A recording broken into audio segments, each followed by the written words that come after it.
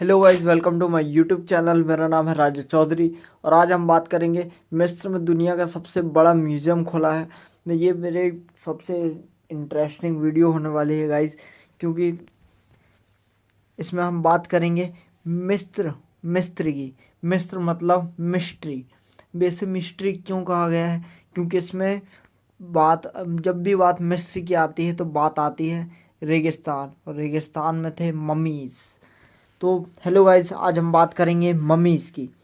मिस्र में दुनिया का सबसे बड़ा म्यूज़ियम खुल गया, और म्यूज़ियम खुलने का मतलब और उसमें ममीज़ ना हो, ऐसा तो हो ही नहीं सकता। 3000 साल पुरानी तूतन खामेन की कब्र रखी गई। खोजने वाले 5 लोग रहस्यमयी मौत मरे। देखिए गाइस, स्टार्टिंग हो चुकी है हमारी सबसे इंटरेस्टिंग वीडियो की। तो आज हम बात करेंगे तूतन खामेन की कब्र की, जिसको खोज करने वाले 5 लोग रहस्यमय तरीके से मारे जाते हैं। और इन सब चीज़ों के बीच कुछ श्राप वगैरह का भी जिक्र होता है, तो उस बारे में भी चर्चा करेंगे। मिस्र में गीज़ा के पिरामिडों के पास दुनिया का सबसे बड़ा म्यूज़ियम ग्रैंड इजिप्शियन शनिवार को आम जनता के लिए खोल दिया गया। मेरे पास पैसे होते तो सबसे पहले यहीं घूमने जाता। मिस्र के राष्ट्रपति अब्देल फत्ताह अल सीसी के साथ दुनिया के कई देशों के नेता उद्घाटन कार्यक्रम में शामिल हुए। इसे बनाने में करीब $1 अरब से ज़्यादा की लागत आई है। ग्रैंड इजिप्शियन म्यूजियम GEM की सबसे बड़ी खासियत बॉय किंग तूतन खामेन की कब्र है।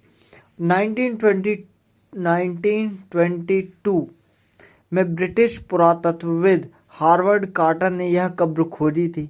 इसमें 5500 से अधिक वस्तुएं मिली थी। यह पहली बार यह सब एक ही स्थान पर आम दर्शकों के लिए रखी जा रही थी।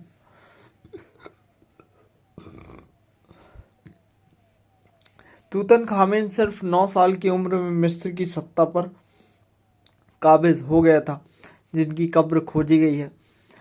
और कहा जा रहा है कि इनकी कब्र श्रापित है। 19 वर्ष की आयु में उसकी मृत्यु हो गई थी जब वह शासन पर आया, और उसका शासनकाल सिर्फ 1323 से 1332 तक था।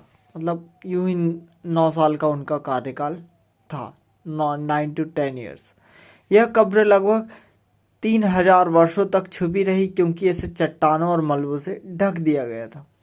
कुछ लोग इसे श्राप से जोड़कर भी देखते हैं। कब्र खोजने वाले 5 लोगों की रहस्यमयी मौतें हुई हैं, और वो ये रहस्यमयी मौतें मिस्टीरियस है। सिर्फ ऐसे ही नहीं कि किसी को बीमारी हुई तो मौत हो गई, नहीं। तूतन खामेन की कब्र का ताला 26 नवंबर 1922 को हार्वर्ड कार्टर 26 नवंबर 1922 को हार्वर्ड कार्टर ने तोड़ा था। ब्रिटिश लॉर्ड कार्नावन ने 3000 साल पुरानी इस कब्र खोजने में लाखों पाउंड खर्च किए थे। ताला टूटने के बाद सबसे पहले वे ही अंदर गए थे। कब्र के प्रवेश द्वार पर कोई शिलालेख नहीं मिला, लेकिन स्थानीय मजदूरों ने फुसफुसाया, जो आम लोग थे। उन्होंने कहा, जो राजा की नींद तोड़ेगा, मौत उसके पंखों से आएगी। लगभग 5 महीने बाद 5 अप्रैल 1923 को लॉर्ड कार्नावन की रहस्यमयी मौत हो गई। करीब सुबह 6 बजे लॉर्ड कार्नावन की चीखें होटल के हॉल में गूंजी। कहा नहीं जा सकता कि ये चीखें किस चीज़ की थी, किस चीज़ को लेकर लॉर्ड कार्नावन चीखे थे। उसी रात 1:55 बजे काहिरा शहर में अचानक बिजली गुल हो गई। लेकिन सबसे चौंकाने वाली खबर इंग्लैंड से आई कि हैम्पशायर में लॉर्ड की पालतू कुत्ती सूसी ने 3 बार भौंका और मर गई। कार्नावन के अलावा 4 लोग और मारे गए। तो ये सब चीज़ें एक ही साथ होना शक तो पैदा करती है, इसीलिए इसे कहा गया है मिस्ट्री ऑफ तूतन खामेन। मम्मी का एक्सरे करने वाले की भी मौत हो गई। आर्चिबाल्ड डगलस रीड, अज्ञात बीमारी के चलते उनकी मौत हो गई। कब्र की खुदाई में शामिल पुरातत्वविद ह्यू एवेलिन वाइट आत्महत्या कर ली थी। उन्होंने खून से दीवार पर लिखा था, मैं श्राप के अधीन हूँ, मुझे मरना ही होगा। तो यही सब चीज़ों से स्टार्ट होता है कि आखिर ये श्राप है कौन सा, आखिर क्यों और कैसे ये शुरू हुआ। कुछ लोगों का मानना है कि ये सिर्फ एक भ्रम है, जो कि मेरे या बहुत से लोग मानते हैं कि ये सब चीज़ें होती ही नहीं, लेकिन कुछ वो चीज़ें हैं जो एग्जिस्ट करती हैं। वो बात अलग है कि हम उनके बारे में जानते नहीं हैं। हार्वर्ड कार्टर की टीम के सदस्य आर्थर माचेंत कब्र की खोज के 2 साल बाद अचानक स्वास्थ्य बिगड़ने से मौत हो गई। कब्र के दस्तावेजीकरण में शामिल सर ली ब्रूस रहस्यमय हालत में मृत पाए गए। कब्र से जुड़ी मौतों की फाइलें आज भी खुली हैं और आज भी रिसर्च जारी है। मई 1923 में एक अमेरिकी अरबपति जॉर्ज गोल्ड कब्र देखकर लौटे और उनकी टाइफाइड से मृत्यु हो गई। सितंबर 1923 में लॉर्ड कार्नावन के सौतेले भाई आरवे हर्बर्ट की सेप्सिस से मौत हो गई। अगर मेरे को मौका मिले तो मैं कब्र देखने ज़रूर जाऊंगा। तूतनखामेन की कब्र से जुड़ी मौतों की फाइल आज भी बंद नहीं हुई है। नई डीएनए रिपोर्ट, फॉरेंसिक जांच, आर्काइव दस्तावेज बताते हैं कि इन मौतों के पीछे कोई श्राप नहीं, सिर्फ संयोग और बैक्टीरिया वजह थे। ये भी हो सकता है। जर्नल ऑफ आर्कियोलॉजिकल साइंस में छपी 2023 की एक स्टडी के मुताबिक कब्र की दीवारों पर बैक्टीरिया और फंगस मिला। रिपोर्ट के मुताबिक यह बैक्टीरिया कमज़ोर इम्यून वाले के फेफड़े खराब कर सकता है। कमज़ोर इम्यूनिटी वाले लोगों के फेफड़े खराब कर सकता है। 50,000 से ज़्यादा प्राचीन धरोहरें अब एक साथ इस म्यूज़ियम में देखने को मिलेंगी। GEM है इस म्यूज़ियम का शॉर्ट नेम है।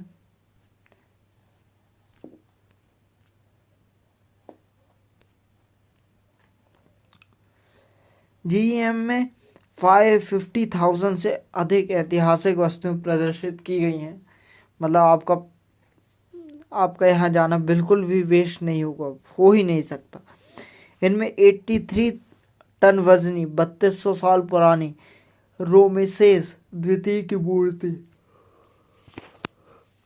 4500 ईयर्स ओल्ड खुफू की नाव शामिल है, जो पिरामिड बनाने वाले फिरौन से जुड़ी है। संग्रहालय में 2400 वर्ग किलोमीटर की स्थायी प्रदर्शनी, बच्चों का म्यूजियम, कॉन्फ्रेंस, एजुकेशन सेंटर, बड़ा संरक्षण केंद्र और कमर्शियल जोन भी बनाया गया है। 12 मुख्य गैलरियां प्रागैतिहासिक काल से लेकर रोमन युग तक के इतिहास को युग और थीम के आधार पर प्रस्तुत करती हैं। भाई साहब, मतलब क्या इन्वेस्टमेंट है। कई वस्तुएं पुराने मिस्र संग्रहालय, काहिर, तहरीर चौक से लाई गई हैं, जबकि कुछ हाल ही में सक्कारा नेक्रोपोलिस सहित प्राचीन कब्रिस्तानों से खुदाई में मिली। हर साल 80 लाख पर्यटकों के आने की उम्मीद है। मतलब 8 to 9 lakhs एवरी मंथ। इस म्यूजियम को मिस्र के पर्यटन उद्योग के लिए इसे एक ऐतिहासिक कदम माना जा रहा है। उम्मीद है कि इस म्यूजियम को देखने के लिए हर साल 80 लाख पर्यटक आएंगे। म्यूजियम का क्षेत्रफल 5 लाख वर्ग किलोमीटर, लगभग 70 फुटबॉल मैदानों के बराबर है। इसमें पिरामिड के आकार का विशाल दरवाजा बनाया गया है। एक क्या टाइम रहा होगा जब ये मम्मी जिंदा रहती होंगी और ये शासन करती थी भारत पर, मतलब दुनिया पर। गीजा के पिरामिडों से लगभग 1 मील दूर बने इस संग्रहालय का क्षेत्रफल 4.7 लाख वर्ग किलोमीटर है। मुझे तो लगता है गाइस, अगर मैं पिछले जन्म में कुछ रहा तो वो राजा ही था। मतलब आप ये मूर्तियाँ देखो, आपको देख के मतलब क्या फील आती है। ऐसा लगता है कि इनमें आपने अपनी परछाई देख ली हो कि मैं क्यों नहीं। इसके अलावा 1992 में हुआ था लेकिन निर्माण 2005 में शुरू हो सका।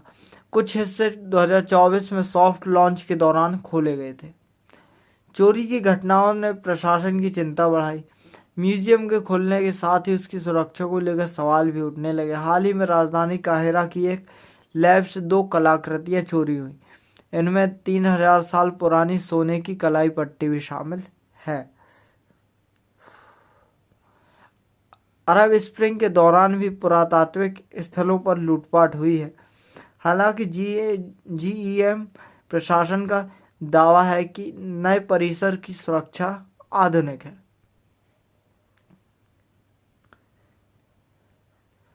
तो thank you so much guys watching my video. मिलते हैं इसी म्यूजियम में, तब तक के लिए bye bye, thank you so much. ऐसे ही वीडियो के लिए मेरे साथ जुड़े रहिए। एंड जय हिंद, जय Bharat, thank you so much.